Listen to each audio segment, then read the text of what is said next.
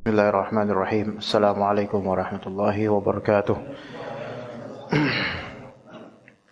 Innal hamdalillah nahmaduhu wa nasta'inuhu wa nastaghfiruh wa na'udzu billahi min shururi anfusina wa sayyiati a'malina may yahdihillahu fala mudilla lahu wa may yudlil fala hadiya lahu. Asyhadu an la ilaha illallah wahdahu la syarika lahu wa asyhadu anna Muhammadan 'abduhu wa rasuluhu la nabiyya ba'dahu. يا أيها الذين آمنوا اتقوا الله حق تقاته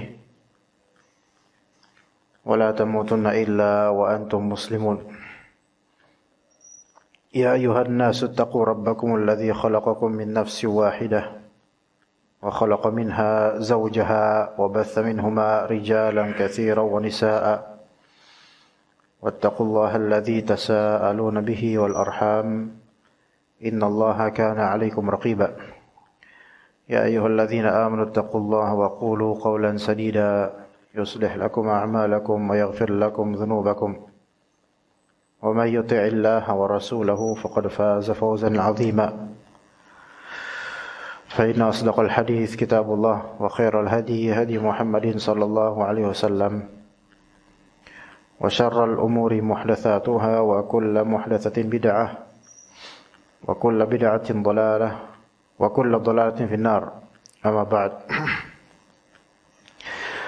Segala puji bagi Allah Azza wa Jalla yang kembali mempertemukan kita di majelis fiqih pengkajian kitab Al-Mu'tamad fi Fiqh Imam Asy-Syafi'i rahimahullah, karya Syekh Muhammad Az-Zuhaili hafizahullah taala.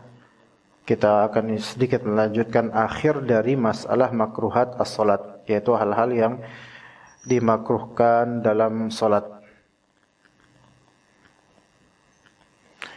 Dan yang terakhir dari hal yang dimakruhkan dalam salat dalam kitab ini yaitu yang disebut tasbik al-asabi'.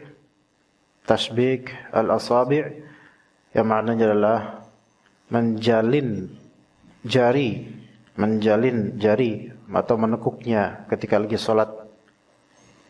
Tapi dikatakan oleh penulis hafizahullah taala, yukrahu tafqi'ul asabi'i wa yukrahu tashbikuha fi shalah kama yukrahu tashbikul asabi'i kharij as-shalah.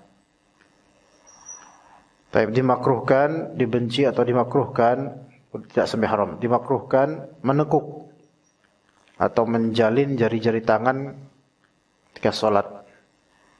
Ya, menjalin jari-jari tangan ketika salat, termasuk seperti ini gitu. Ya, menekuknya kecuali uzur atau ada hal lain ya. Menjalin jari-jari tangan salat saat dalam salat makruh, dan dikatakan di sini kama yukrahu liman kharaja. Di sini kama yukrahu tasbikul asabi'i kharija shalah. Sebagaimana di luar salat itu juga menjalin jari-jari dimakruhkan.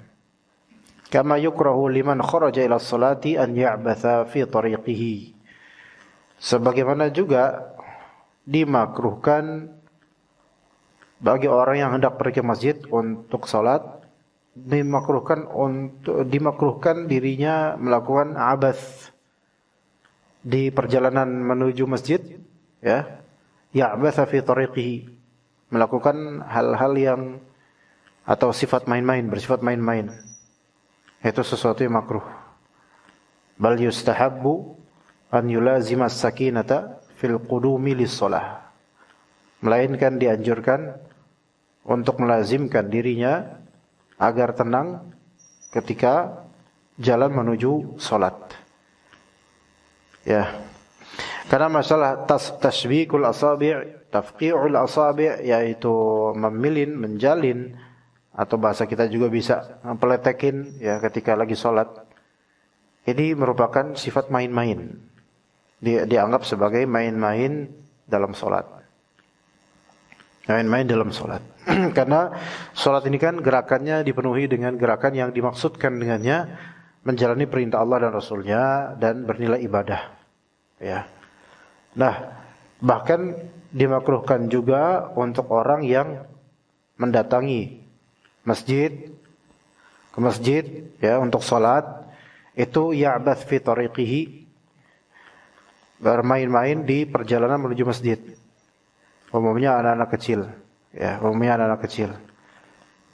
Nah, bisa nggak orang-orang tua mengajarkan putra-putrinya kalau misalnya ke masjid, itu udah bagus alhamdulillah. Bisa nggak lempeng aja gitu, tanpa harus main selepet-selepetan sarung sama teman-temannya, sebagaimana yang terjadi pada sebagian dari bapak-bapak yang sudah tua ini dulunya. Ya Pak, dulunya kayak gitu nggak Pak? Enggak. Alhamdulillah. Belum ada sarung waktu itu. Memang orang-orang di zaman kemerdekaan memang beda. Ya main-main lah ke surau, pas main-main ketika perjalanan menuju surau gitu. Nah, kalau dulu memang dimaklumi ya. Adapun sekarang kalau bisa orang tua bersama anaknya datang ke masjid. Anak-anak yang datang ke masjid bersama orang tuanya dan dari rumah sampai masjid itu lurus-lurus aja gitu, nggak main-main. Itu akan memberikan efek pada kedepannya. Ya, ada pribadi dahulu ketika diantar oleh ayah bersama ayah atau kadang diantar oleh ibu ke masjid. Ya nggak sempat main-main sama anak yang lain atau gimana, nggak sempat. Lanjut ke masjid tanpa ada rintangan atau tanpa ada godaan di tepi jalan ketika perjalanan ke masjid. Jadi lempeng aja. Nah itu ya sampai usia remaja pun ke masjid, ya udah ke masjid. Nggak bakal menyempatkan diri untuk ke teman atau gimana. Ketika mau sholat ya udah ke masjid, sehingga ya di masjid ya udah tenang untuk sholat. Maka dikatakan di sini wa'bal yustahabbu an yulazimas sakinata fil qudumi lis shalah. Dianjurkan untuk melazimkan diri agar tenang, melazimkan ketenangan ketika datang menuju sholat. Begitu. Tapi kenyataannya kan memang orang memaklumi ya udah ke masjid udah bagus gitu kata warga. Biarin dah dia pada main-main dulu ketika berangkat ke masjid gitu. Oke, memang nggak sampai haram, bukan berdosa juga, tetapi ada latihan adab dan akhlak menuju ke masjid gitu. Dan itu akan memberikan efek juga kok sampai usia dewasanya nanti, dan teringat orang tuanya mendidiknya begitu. Yang sayangnya karena sholat maghrib ini sebagian bapak-bapak itu masih di jalan atau di kantor dan nggak sempat untuk nganterin anaknya atau bersama anaknya ke masjid, anak-anaknya pada ke masjid. Tapi orang tuanya, bapaknya malah belum tentu, ataupun memang ada bapak-bapaknya di rumah gitu. Tapi nggak mau ke masjid gitu. Nggak mau sholat di masjid tapi nyuruh anaknya supaya jadi soleh, sholat ke masjid. Dan anak nggak dapat contoh dari orang tuanya. Anak nggak dapat contoh dari bapaknya. Nah sekarang sebagian bapak-bapak yang alhamdulillah istiqomah di masjid, anak-anak udah terlanjur gede semua gitu. Ya. Nah ala kulli hal tentu contoh dari orang tua. Anak-anak melihat bagaimana orang tuanya. Kalau ke masjid, anaknya ke masjid. Kalau orang tuanya terlihat istiqomah ke masjid, anaknya bakal ikut insyaallah kalau diajak juga gitu. Nah, sakinah ini penting ketika datang ke masjid dan termasuk hal yang dianjurkan. Bahkan dikatakan juga oleh penulis wa ba'dal khuruj minha, setelah keluar dari masjid pun, selesai sholat pun keluar, itu juga dianjurkan untuk tenang. Jadi enggak yang main-main, enggak lomba balap lari, enggak. Artinya betul-betul seolah-olah ibadah di masjid itu suatu formal secara religius. Sesuatu yang formal secara religius. Kan sudah dipersiapkan ketika di rumah pakai pakaian yang baik, mulai menuju masjid pakai baju koko, pakai sarung. Jadi kan menunjukkan bahwasanya anak ini udah dipersiapkan untuk menuju sholat. Nah, jangan sampai nanti ada efek buruk ketika dibiarkan pakai baju koko, sarung, tapi kemudian main-main di antara perjalanan menuju masjid. Sehingga identitas ibadahnya itu seolah-olah bisa dimain-mainin gitu. Dan ketika pulang nanti juga pakai baju koko, pakai ini, ya main-main lagi. Bisa dibedakan kok Pak, anak-anak yang dibawa oleh orang tuanya atau yang dari rumah ke masjid itu tuh langsung jalan, nggak neko-neko. Itu di dalam masjid juga nggak neko-neko rata-rata. Kan anak-anak yang bercanda di dalam masjid itu kan karena kebawa dengan suasana luarnya dia. Iya, makanya ya kan dididik orang tua lagi kembali lah. Kita kalau misalnya bukan anak kita ya susah juga kan. Masa di jalanan kemudian kita jewer satu-satu. Lo diem lo gitu. Lo jual dulu, diem gak kepret lo gitu misalnya. Lah itu nanti kan banyak yang bertindak ya. Taunya ini anaknya polisi, anaknya tentara lah, repot urusannya nanti. Ya kan? Hanya omongan kadang-kadang bisa tanda tangan nanti gitu kan. Hanya omongan ujung-ujungnya tanda tangan perdamaian dan seterusnya. Nah, ya begitulah ya. Makanya pentingnya pengajian untuk memberikan pencerahan untuk para bapak-bapak nih. Cuman sebagian bapak-bapak emang nggak mau ngaji. Nggak tahu karena ngeliat jenggot ustadznya atau gimana nggak tahu. Nggak mau ngaji. Padahal tahu belum teredukasi dengan baik. Padahal tahu butuh ilmu tapi nggak mau ngaji. Lah kalau bapaknya nggak mau ngaji masa diharapin anaknya soleh mau ngaji. Jadi harus mencontohkan dari bapaknya. Ya dan dari kakeknya juga. Kemudian dalam riwayat Nabi SAW berkata, "Idza thuwiba bis-salati fala ta'tuha wa antum tas'aun wa tuha wa 'alaikumus sakinah." Kata Nabi SAW yang maknanya, jika kalian datang untuk sholat, maka janganlah kalian datang dalam keadaan tergesa-gesa. Jangan kalian datang dalam keadaan tergesa-gesa. Tuh lihat, jangan kalian datang dalam keadaan tergesa-gesa.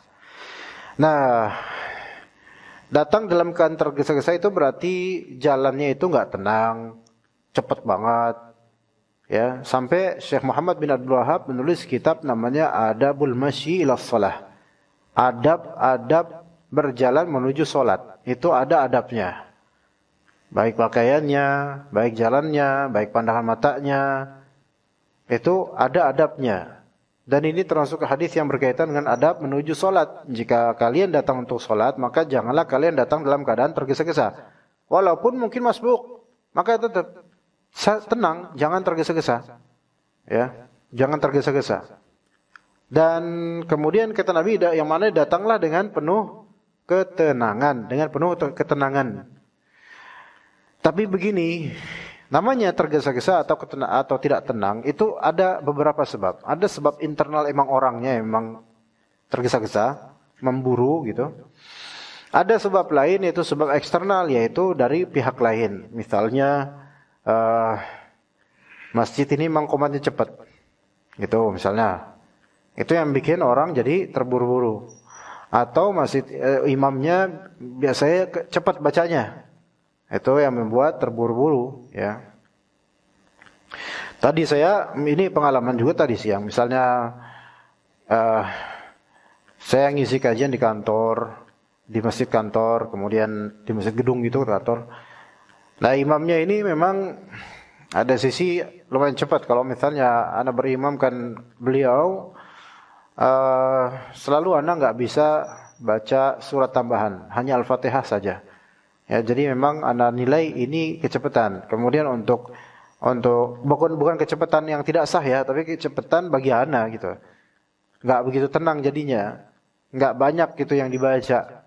Cuma Al-Fatihah doang, terus ruku. Kemudian ketika ruku pun cuma dapat sekali Subhan Rabbil Azim doang, bangkit lagi gitu. Jadi minimalis banget gitu ya. Maka tadi lagi masbuk dan udah rakaat pertama nih mulai. Dan Anda melihat sendiri bagaimana wudunya dan cara jalannya para karyawan di situ yang mereka itu betul-betul terburu-buru dan tergesa-gesa. Nah, terburu dan tergesanya karena apa? Bukan karena pengen ngedapetin berdirinya supaya jangan ruku dulu atau jangan berdiri dulu, tapi supaya jangan sampai habis sholatnya ini sebenarnya. Karena jarak antara tempat wudu dengan musola atau masjidnya itu sekian puluh meter lah gitu, sekian puluh meter. Nah, dari sini kemudian Anda memberi masukan akhirnya ketika melihat kenyataan ini, karena sebelum-sebelumnya Anda nggak lihat. Tapi Anda merasakan ini jemaah ini karena Anda udah isi kajian di situ dari sebelum pandemi, Pak. Jadi udah lama gitu loh. Nah, imam yang belum lama ini baru dua bulan atau sebulan lebih. Itu Anda berkasih masukan agar sholatnya jangan terlalu cepat. Bacalah lebih panjang sedikit gitu supaya makmum-makmum ini nggak termindsetkan mereka, karena sebelumnya mereka biasa dengan sholat yang standar gitu, yang mereka masih bisa santai untuk wudhu, ya. Apalagi ini orang-orang kantor, ya gitu kan. Jadi buatlah agak sedikit panjang sehingga para makmum, calon makmum ini yang mungkin agak masbuk itu lebih tenang supaya nggak ketinggalan, nggak merasa ketinggalan. Jadi bikin tenang gitu. Nah begitu. Jadi ada faktor lain yang membuat sebagian makmum tidak tenang. Di antaranya banyak di masjid ini, di masjid-masjid Indonesia ini, terutama masjid kalangan lain gitu, itu qomatnya cepat, apalagi subuh qomatnya cepat. Itu kan tradisi dulu kayak gitu, subuh cepat qomatnya. Itu yang membuat banyak orang jadi malas ke masjid sebenarnya. Karena apa? Udahlah, udah qomat. Nah gitu terus tiap hari, udah qomat. Udahlah, udah qomat. Udahlah, udah. Akhirnya nggak sholat subuh karena alasan, udahlah, udah terbit matahari, nggak usah sholat subuh. Nah itu, ya. Jadi ada keadaan-keadaan yang sebenarnya bisa diubah kok oleh DKM, oleh Bilal, dengan memberikan timer, mungkin sholat subuh di atas 10 menit misalnya. Ada sholat subuh, udah sempit waktu, udah gitu Bilalnya nggak sholat qobliyah subuh dan langsung bacaan doa. Tahu nggak sih ngiri gitu ya? Jadi orang mau qobliyah subuh, mau qobliyah subuh di rumah itu agak deg-degan karena ya bakal nggak dapat nih nggak bakal dapat takbiratul ihram. Mau sholat subuh di masjidnya berisik. Akhirnya nyari sholat subuh di masjid yang insya Allah proporsional untuk keadaan dia, udah jadi enak gitu. Maka sebagian masjid ditinggalin oleh sebagian jemaah karena ada masjid yang lebih nyaman, dari AC-nya ada. Mungkin parkirannya juga, kemudian jemaahnya enak-enak, kemudian bacaannya enak, terus jeda antara adzan iqamah itu relevan dengan kondisi dia. Ya begitu. Nah, sebagian kayak subuh kayak itu memburu gitu, kayak cepet-cepetan qomat. Dan itu itu bacaannya mentok-mentok di akhir-akhir juz 30 pula. Jadi cepet banget itu. Mau datang, ya udah assalamualaikum. Kita jawab aja waalaikumsalam. Ya kan gitu. Nah seperti itu kan. Ya, jadi ada faktor masjidnya juga yang kadang-kadang bikin agak panik jemaah sebagiannya. Coba dibuat lebih nyaman, lebih enak gitu. Itu kan berpahala juga kita memanjakan para jemaah dengan sesuai dengan mereka. Nah makanya masjid-masjid yang memaklumi dan masjid-masjid yang ada jeda antara azan iqamah lebih panjang itu rata-rata justru lebih ramai loh daripada masjid-masjid yang cepet-cepetan. Kalau anak riset ya, anak perhatikan ya. Umumnya nggak semuanya. Tapi anak perhatikan masjid-masjid yang ada timer dan jedanya itu cukup memaklumi untuk subuh. Itu rata-rata lebih banyak yang datang. Lebih banyak yang datang. Ya, begitu. Karena orang-orang juga senang dimaklumi kayak gitu, senang. Mereka kan nggak mesti bangun tidur pas azan, bisa aja setelah azan baru bangun tidur. Jadi ada kesempatan buat sholat subuh. Nah begitu. Tapi kembali ke kita juga, kalau emang kita terlambat ya udah, tetap tenang ya. Kayak Anda tadi terlambat, Anda tetap tenang aja. Bahkan Anda di tengah jalan, di perjalanan itu udah azan, baru sampai Jatimur ini udah azan. Lah azan nih, tenang aja. Ya tenanglah, orang yang nyandarin bukan Anda, kan? Anda numpang, masa Anda sodok-sodok ininya, bang, saya ustadz pengajian loh bang, masa saya gituin? Ya udahlah, tenang aja. Ya apalagi emang kondisinya juga padat, ya udah. Ya seperti itu. Jadi tenang aja. Ya. Taib, dikatakan di sini wa ma fatakum fatimmu fa inna ahadakum idza kana ya'midu ila sholati fa huwa fi sholatin. Dikatakan oleh Nabi SAW, apa yang kalian dapatkan dari sholat, maka sempurnakanlah, fatimmu, sempurnakanlah. Ya, sempurnakanlah. Ya, kemudian kata Nabi SAW, jadi apa yang maksudnya masbuk, kalau baru ketinggalan 2 rakaat maka sempurnain 2 rakaat, gitu kan. Fa inna ahadakum idza kana ya'midu ila sholati fa huwa fi sholatin. Sesungguhnya seorang dari kalian jika dia sedang menuju ke salat, maka dia berada dalam salat. Maksudnya pahalanya pahala orang yang lagi bersalat gitu loh. Artinya walaupun dia masbuk, dia ada uzur untuk masbuknya itu mungkin tadi BAB atau macet atau gimana. Yang mana kalau nggak ada uzur dia bakal tepat waktu kok gitu. Maka orang kayak gini dia kan kepikiran, harusnya saya nih lah sedang sholat nih sekarang nih, tapi qadarullah lagi jalan. Nah, ini kata Nabi fahuwa fi sholatin, dia berada dalam sholat, bukan mungkin dia lagi sholat gitu, bukan, tapi dia dalam kondisi Allah Subhanahu wa taala menilai orang ini tetap dapat pahala lagi sholat ketika itu. Itu saking pemurahnya Allah Azza wa Jalla. Begitu jemaah.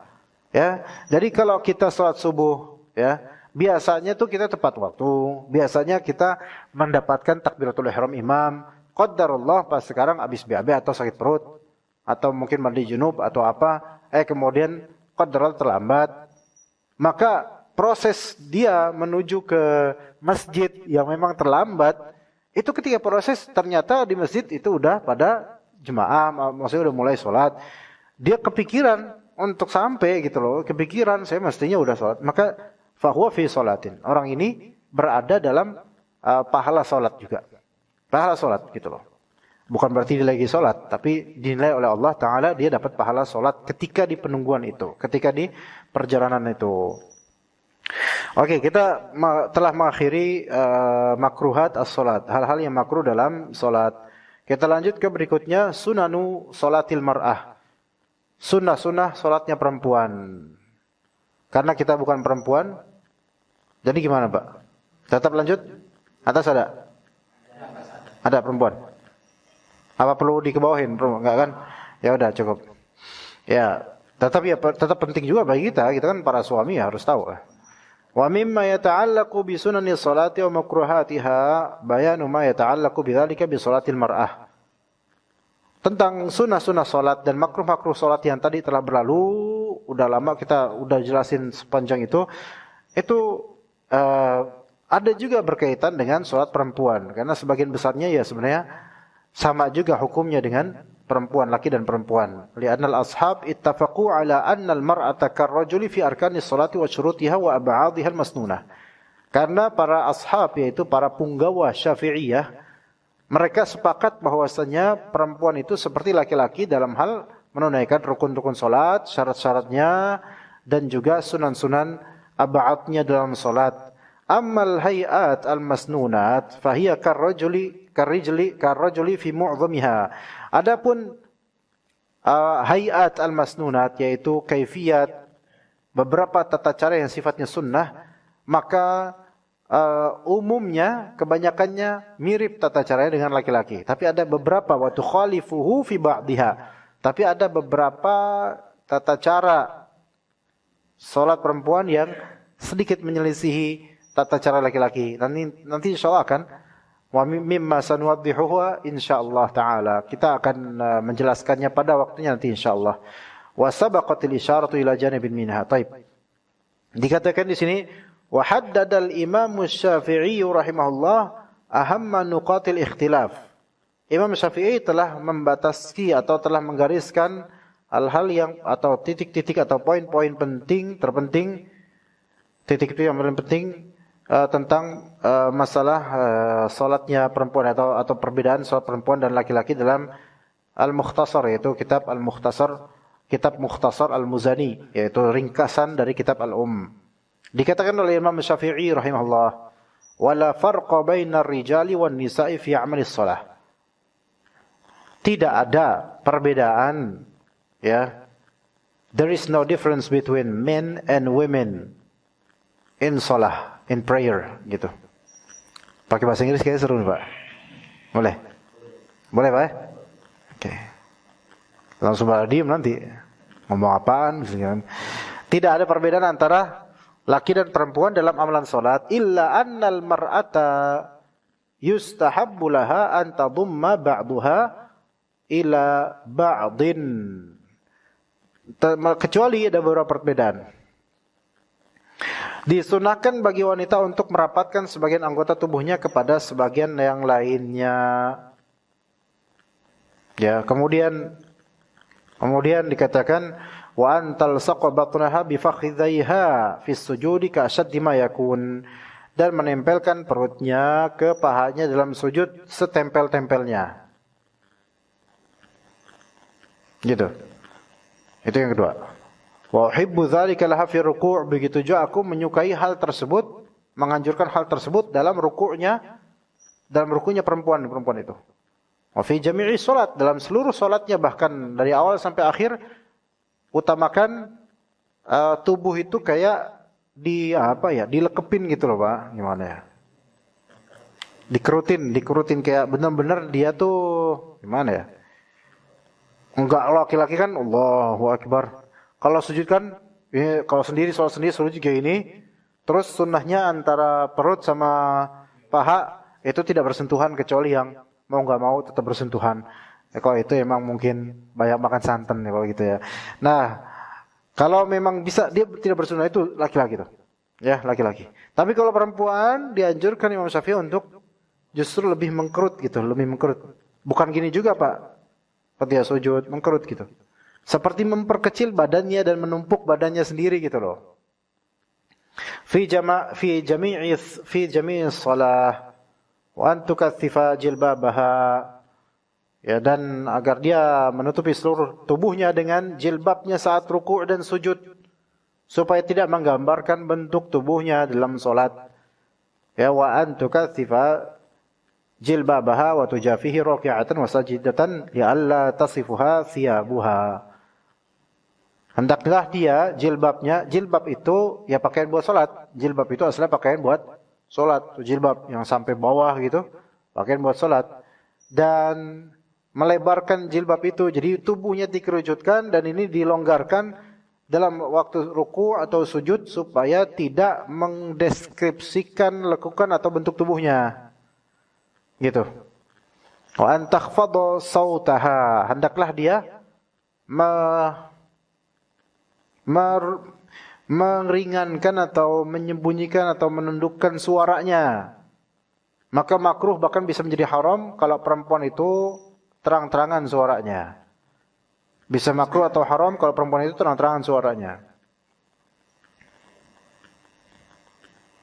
Begitu. Makanya tidak ada azan dan tidak boleh iqamah untuk perempuan, enggak ada. Perempuan enggak ada azan, enggak ada qomat. Kalau mereka salat sendiri atau salat sesama mereka, enggak ada azan, enggak ada iqamah perempuan itu. Langsung aja salat. Adapun laki-laki maka disyariatkan untuk azan dan dianjurkan untuk iqamah. Begitu, walaupun salat jamak tetap ada qomatnya. Zuhur asar, pas mau salat asarnya qomat lagi, terus salat asar. Begitu juga maghrib isya kalau jamak. Itu kalau salat fardu, ya salat sunnah tidak ada iqamah. Nah begitu.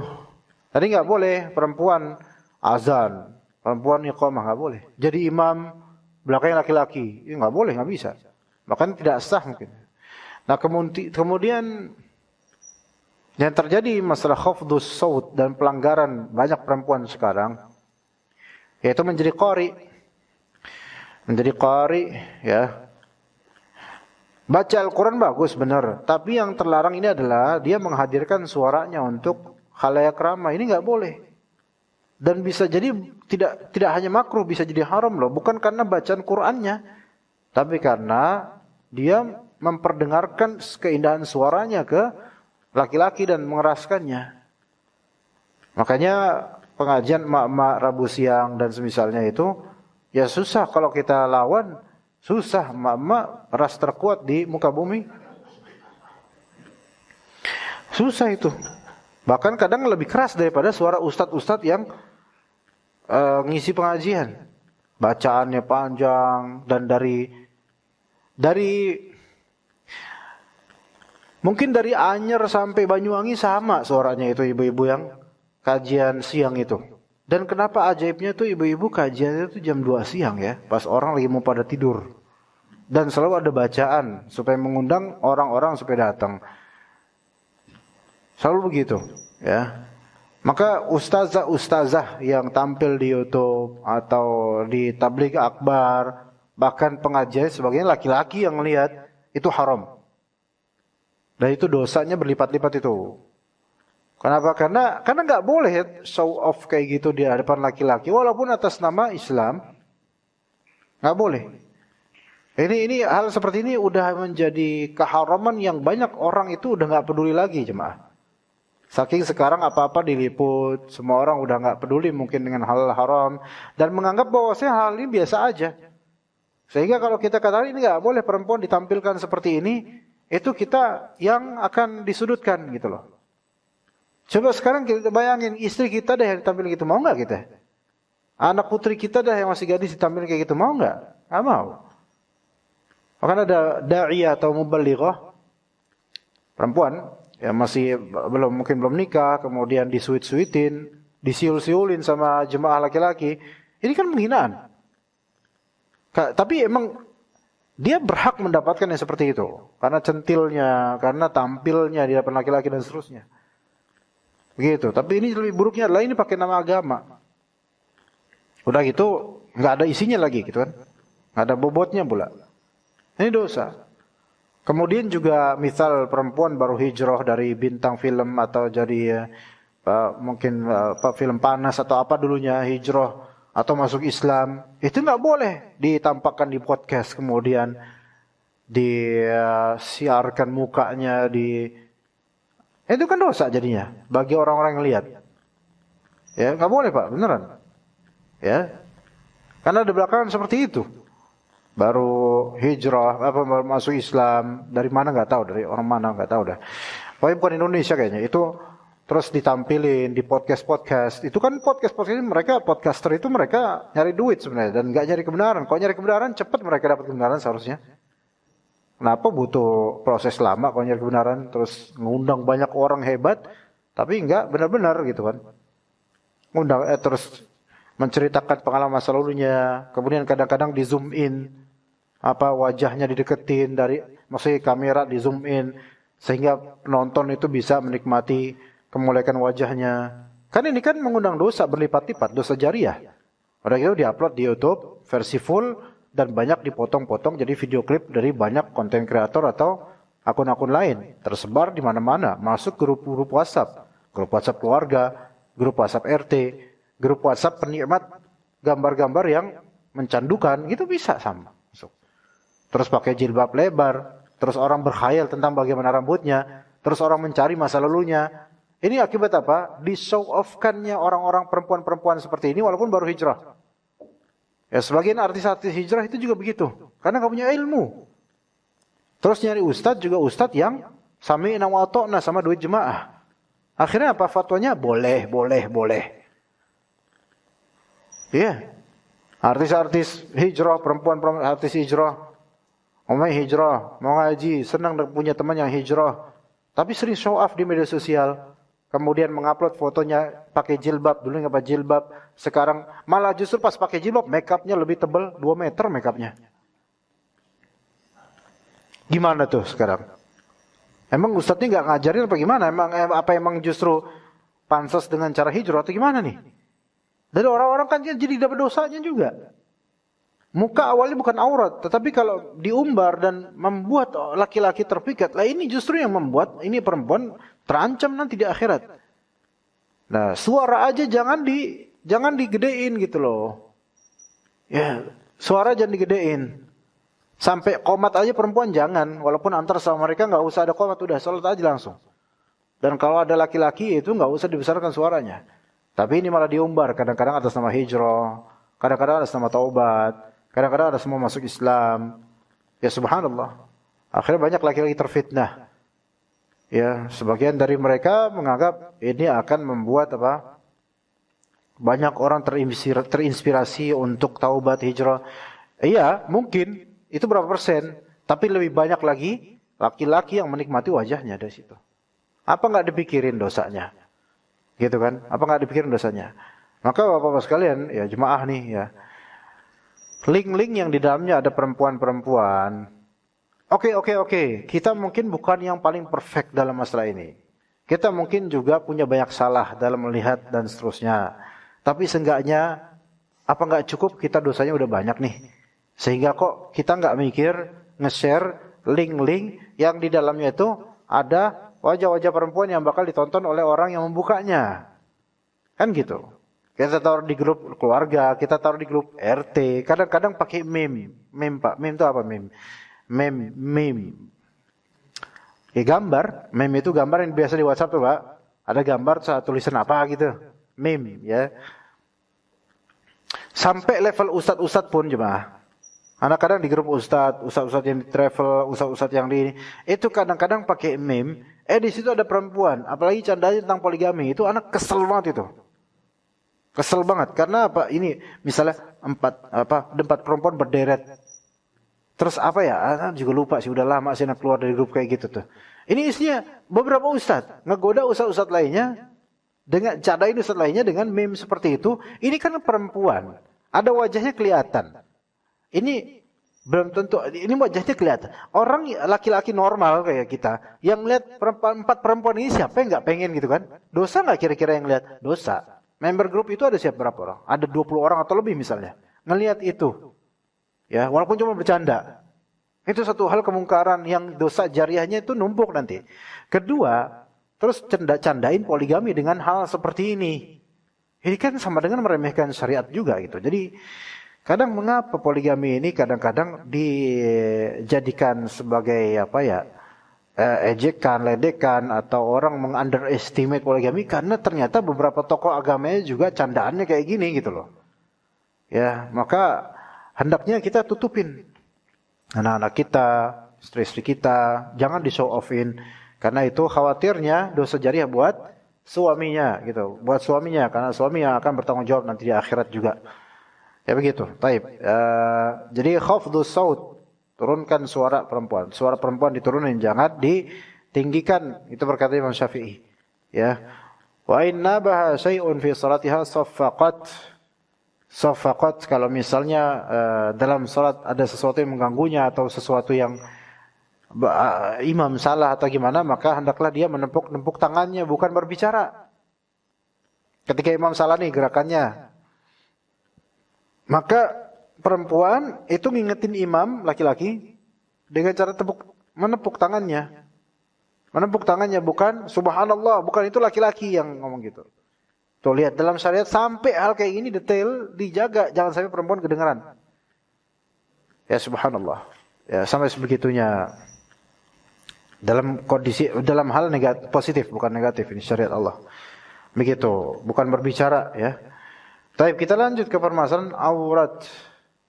Telah dijelaskan di sini. Kata penulis hafizallah, sabaqal bayanu anna auratar rajuli ma baina surratihi wa rukbatihi. Telah dijelaskan lampau bahwasanya auratnya laki-laki itu antara pusar sama lututnya. Paha aurat, bawah pusar aurat. Tapi lutut dan pusar itu sendiri bukan aurat. Falau satara dzalika faqat fi sholati wa kashafa sa'ir jismihi sahhat salatuhu. Kalau misalnya dalam mazhab Syafi'i seorang pria itu menutup antara pusar sama lutut dalam salat, ditutup itu dan dibuka selainnya, punggung kelihatan, dada kelihatan, laki-laki, maka sah salatnya. Itu laki-laki ya. Laki-laki. Kata Nabi SAW, ma fawqa rukbataini minal aurah wa ma asfal minas surrati minal aurah. Antara di atas apa yang ada di atas lutut itu termasuk aurat, dan apa yang di bawah pusar itu termasuk aurat. Hadis Nabi SAW. Hanya sebagian ulama mengatakan bahwasanya ada hadis lain tentang larangan salat tanpa menggunakan pakaian sehingga pundaknya kelihatan. Kalau pernah dengar. Nah, maka sebagian ulama mengatakan bahwasanya orang yang sholat nggak pakai atau pundaknya kelihatan atau nggak pakai baju atau dipakai kaos kutang, enggak, kaos kutang yang ini, maka tidak sah sholatnya kata sebagian ulama. Loh, kok nggak sah sholatnya? Kan bukannya itu bukan aurat. Nah benar, itu bukan aurat. Tapi kata sebagian ulama ini ada larangan akan hal itu. Memang secara di luar sholat, jelas itu bukan aurat. Tapi sholat memiliki adab. Yang kalau di antara adab sholat, ada yang betul-betul kalau dilanggar, itu tidak beradab disebutnya. Ya, yaitu apa? Tidak pakai baju dalam sholat. Dan memang ada sisi benarnya juga jemaah. Sekarang kalau antum sholat berjamaah, ada di antara jemaah yang pakai kaos kutang. Kesel nggak lihatnya? Terus nawarin diri jadi imam pula. Kesel nggak kira-kira? Kesel, ngapain lagi gitu. Nah, kenapa saya mau jadi imam? Saya punya bacaan kok gitu. Enggak, pakaian enggak kayak gini. Lah, apa dalilnya emang kalau saya enggak sah salatnya? Ayo, gimana? Makanya sebenarnya ulama mengatakan orang salat dengan cara seperti ini selain tidak beradab, niradab di hadapan Allah, maka dia juga divonis bisa tidak sah salatnya karena ada kalanya aurat dalam kehidupan itu jelas aurat dalam salat juga. Dan aurat dalam solat itu ada tambahan lagi sebagai bentuk adab. Sehingga tidak sah solat kalau membuka aurat-aurat semua itu. Baik, kita azan dulu. Terus kemudian jika ada pertanyaan dipersilahkan setelah azan. Baik, kita lanjut sedikit. Dikatakan di sini wa yakfi an yusalli fi thawbin wahid yasturu auratah. Cukup bagi seorang pria untuk sholat di satu pakaian. Maksudnya satu pakaian atas yang menjulur ke bawah sampai menutup. Walaupun dia nggak pakai celana. Ya. Jadi bisa pakai jubah dan nggak pakai celana. Yang penting tertutup auratnya dan tidak ngecap, maka itu udah sah sholatnya. Gitu. Tapi ya kita kan nggak gitu tradisinya. Jadi thawb wahid maksudnya satu pakaian. Satu pakaian ini dalam mazhab Syafi'i ada dua kemungkinan. Satu, pakai pakaian atas dan menjulur sampai bawah sehingga lutut ke bawah, lututnya ketutup juga atau sekitar itu. Ya, dan tidak ngecap pakaiannya, maka ini sah salatnya. Atau satu pakaian lainnya yaitu dia nggak pakai bagian atas tapi dia pakai bagian bawah doang, seperti kalau izar atau kalau kita pakai umrah itu kan ada bagian bawah doang, atasnya kebuka gitu. Ini yang penting menutupi nama ini pakaian bawah ini, menutupi ini sampai lutut, maka itu juga dianggap sah dalam mazhab Syafi'i. Ya, dianggap sah dalam mazhab Syafi'i. Ya, begitu. Dalam riwayat Jabir radhiyallahu anhum bahwasanya beliau Jabir bin Abdullah radhiyallahu anhu shalla fi thawbin wahid. Beliau salat dengan satu helai pakaian yaitu atas bawah aja. Ya, atas doang sampai ke bawah. Gitu, dan mungkin jubah dan semisalnya.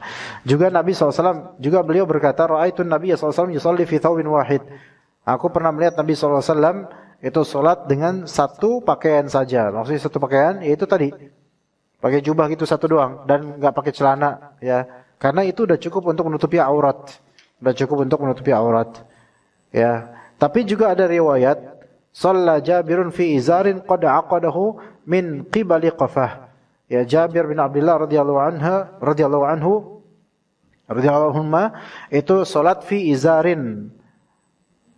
Beliau salat di suatu izar. Izar itu pakaian bawah sih. Izar itu adalah pakaian bawah yang diikatkan seperti sarung. Diikatkan seperti sarung, ya. Tapi juga ada hadis lain yang melarang hal tersebut. Ala kulli hal wallahu alam. Sebagian ulama mengatakan bahwasanya kalau tidak pakai baju, hanya dada kelihatan, punggung kelihatan, maka ini sebagian ulama mengatakan tidak sah solatnya. Walaupun kebanyakan ulama mengatakan tetap sah solatnya. Yaitu untuk laki-laki. Untuk perempuan nanti insya Allah kita akan bahas pada pertemuan mendatang. Insya Allah Ta'ala. Apakah ada pertanyaan di sini? Ya, silakan.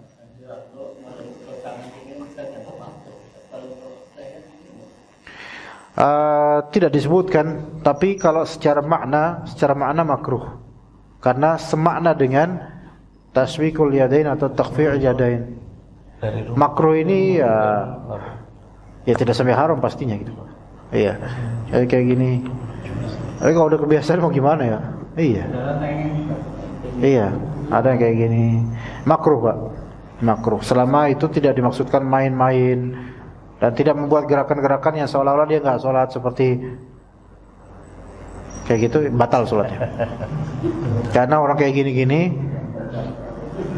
nggak kayak orang sholat, gitu. Kayak kaki diginiin juga biar pletek gitu, itu juga makruh. Tapi kalau misalnya dia pleteknya itu benar-benar effort, gini, pletek. Batal ini orang sholatnya. Kenapa? Karena ini nggak kayak sholat ini orang. Satu-satu, tek. tek tek tek tek. Berisik banget sih. 10 kali, 12 sama ini. Terus gini 3 14. Gini 15 16. Gitu. Ya, seperti itu, Pak. Fadhal. Bismillah. Barakallahu fiik, Ustaz. Oke, keluar. Ustaz, berkait yang tadi pas di ujung topik tentang masalah izar, Ustaz. Jadi, ana tuh sebenarnya agak ragu waktu pas di saat melaksanakan umrah dan mungkin haji juga gitu, Ustaz. Tentang masalah membayar dam. Nah, di saat itu tuh banyak beberapa jemaah juga yang mungkin qadarullah sudah sepuh gitu, Ustaz ya. Itu tuh waktu pas misalkan mungkin dia setelah tawaf tuh kemudian istirahat, duduk jongkok dan sebagainya. Bahkan juga saat misalkan lagi di Arafah misalkan seperti itu duduknya di jongkok kayak gini bisa. Nah, qadarullah kelihatan gitu, Ustaz. Siapa yang lihat? Ya, ada Ana melihat dan berdua teman-teman Ana juga melihat gitu loh, Ustaz. Nah, yang padahal kan dalam hukum artinya kita harus membayar dam itu kan jangankan yang seperti itu gitu. Artinya mungkin misalkan nyabut rontok rambut atau misalkan janggut atau Bapak sengaja nggak ngeliatnya, Pak? Kenapa? Sengaja ngeliatnya? Nggak sengaja justru, tapi maksud Ana gini, Ustaz. Pertanyaan Anda kan sementara dalam hukum berhaji itu membayar dam itu kan ada sebuah aturan gitu, Ustaz. Nah, kenapa kok pas kemarin waktu pas Anda melaksanakan itu tuh baik haji maupun umrah tuh kayaknya nggak ada deh yang membayar dam gitu loh, Ustaz. Nah, ini pelaksananya seperti apa ya, Ustaz? Padahal Anda melihat beberapa kayak misalkan setelah dia berihram juga kan nggak boleh menutup menutup kepala gitu, Ustaz. Nah, beberapa juga ada malah yang mungkin karena kena AC atau apa terus atau kepanasan dia pakai sapu tangan gitu, Ustaz. Nah, tetapi itu nggak dan itu kan harusnya kena dam gitu, Ustaz. Membayar dam maksudnya. Ya. Tapi kayaknya nggak ada yang melakukan itu. Mungkin kira-kira pencerahan Ustaz seperti apa gitu, Ustaz? Syukran, Ustaz. Jazakallah. Itu ketika itu pembimbingnya berpendapat gimana, Pak? Apa udah konsultasi ke pembimbingnya di situ? Ana nggak nanya sih, Ustaz. Nah, sekarang baru nanya mana, Ana nggak tahu. Enggak, maksudnya itu kan aturan gitu, Ustaz. Dan sementara kan ada juga untuk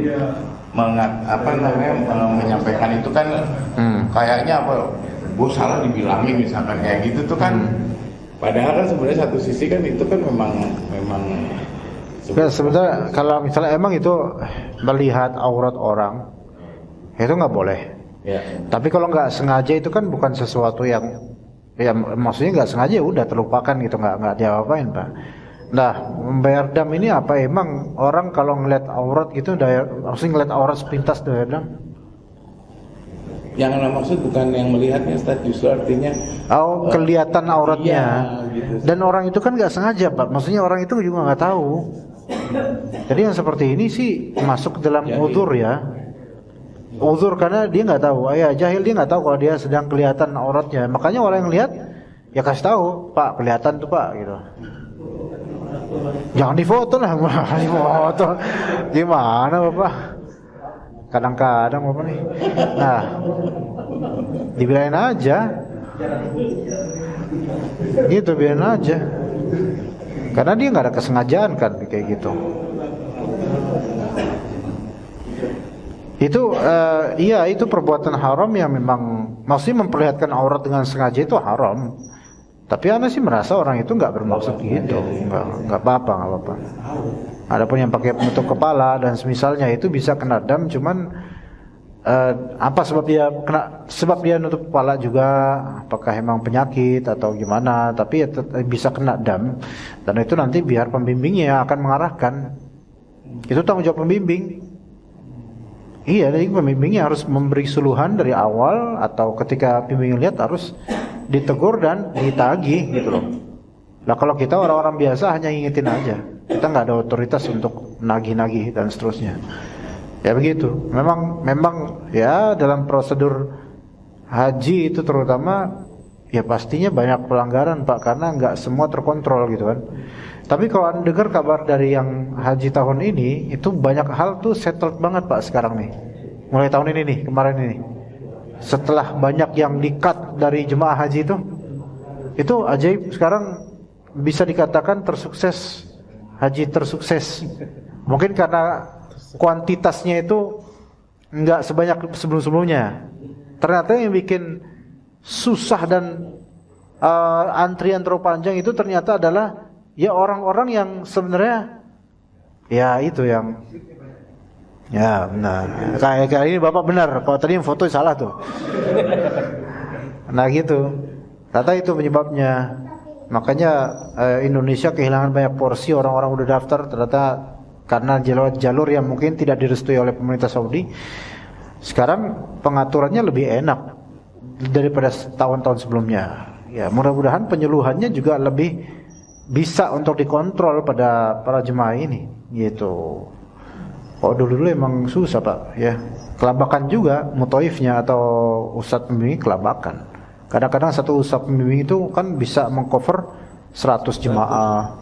Lalu gitu gimana? Dan itu bandel semua lagi, kan gitu. Gitu.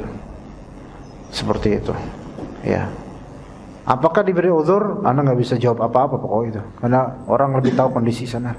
Nggak bisa jawab. Gitu Pak Toto.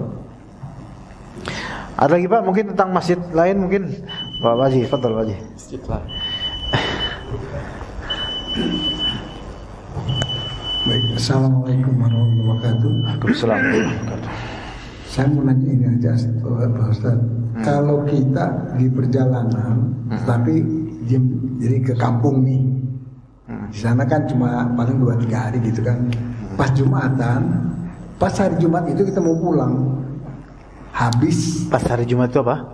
Memuang. Pas habis Jumat kita mau pulang balik. Oh mau pulang. Nah itu kalau kita mau jamak bisa nggak sih di Jama' takdim sama asar. Iya. Oke. Ini khilaf sih di antara ulama Pak. Ada sebagian ulama itu bilang nggak boleh kalau Jumatan dijama' sama asar. Kita pilih yang ada yang bilang boleh, dan Dewan Fatwa yang ini Dewan Fatwa ini Al-Irsyad itu menetapkan boleh dengan dalil-dalil. Tapi kalau bisa jangan, keluar dari perselisihan, kalau bisa jangan, nggak usah. Ya, jadi Jumatan sendiri dan nggak usah dijamak. Salat asar aja nanti pada waktunya. Gitu kalau mau safar atau lagi safar. Gitu. Soalnya diperhitungkan akan dikena jalan di jalan tanggung. Iya benar. Iya pas di atas lagi. Di pesawat. Itu apa MBZ? Oh iya di situ. Ya. Mungkin berhenti dulu di MBZ terus sholat. Ditabrak. Iya. Ini kalau misalnya emang nanti di perjalanan mobil pribadi atau pribadi itu bisa insya Allah Pak. Nanti di rest area. MBZ berapa jam sih? Gak ada keluar langsung bisa nggak pas keluar selesai MBZ terus di Karawang gitu sampai gitu? Enggak, bukan kalau pulang kan dari sana kemari Ustaz. Dari mana? Dari arah timur kemari. Iya. Ya keluar kan udah sampai di Cikunir. Iya. Langsung masuk ke sini ke Pak Toljor. Nah kalau misalnya masih di sini masih sore, sampai rumah masih sore, ya sholat aja asar Pak. Ya mau nggak mau begitu jadi. Iya makanya. Kalau misalnya ternyata nggak kesampaian sore dan tetap masih ada di mobil, maka sholatnya di mobil. Tapi itu kalau drivernya nggak bisa tuh. Susah kalau drivernya. Nah drivernya karena menghindari madharat, maka mungkin dia bisa meniatkan tunda dulu aja nanti di waktu maghrib, bukan jamak tapi qadha. Itu boleh karena Nabi SAW itu pernah di perang Khandaq disibukkan oleh orang-orang kufar dan nggak bisa sholat asar sama sekali. Akhirnya baru sholat asar nanti aja pas udah lewat asar. Itu bukan jamak nantinya, qadha. Iya, ya kalau sambil driving, apalagi MBZ kan jalannya kayak gini-gini. Sambil driving terus sholat, Allahu Akbar, innalillahi wa inna ilaihi raji'un, habis itu bukan sami Allahu liman hamidah. Kalau pakai mobil Cina bisa. Bisa. Bisa. Mobil yang mana nih? Yang BWD? Dia bisa mengerem sendiri, dia ini sendiri. Oh gitu? Iya. Autopilot. Oh gitu Pak? Iya, dia otonom, jadi bisa. Itu yang dipakai oleh sebagian dari TNI bukan, yang punya mobil-mobil itu yang bukan. bisa menghindar kalau mau ada yang nabrak, dia bisa menghindar sendiri gitu ya? Kalau mau ditabrak dia nggak bisa menghindar, tapi kalau untuk nabrak atau keluar dari jalur, dia bisa terus. Bahkan kita bisa sampai ke tempat, nggak usah disetir. Oh gitu? Sendiri, ya. Masya Allah. Ayo kita ngobrolin soal mobil di masjidnya ya, enak Pak. Nah itu dia bukan. Cuman masalahnya harganya. Iya, oke. Enggak tahu, tadi kan sholat Jumat katanya.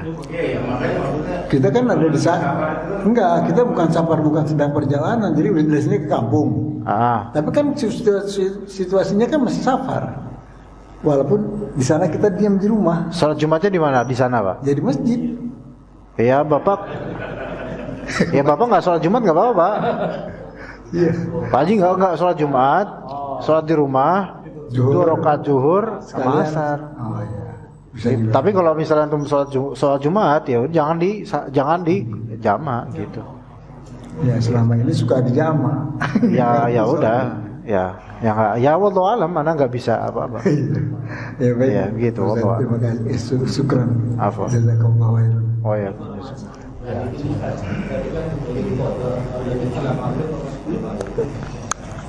Oh, setelah maghrib. Enggak, kalau misalnya beliau sampai di rumah sebelum maghrib, cepat-cepat sholat asar.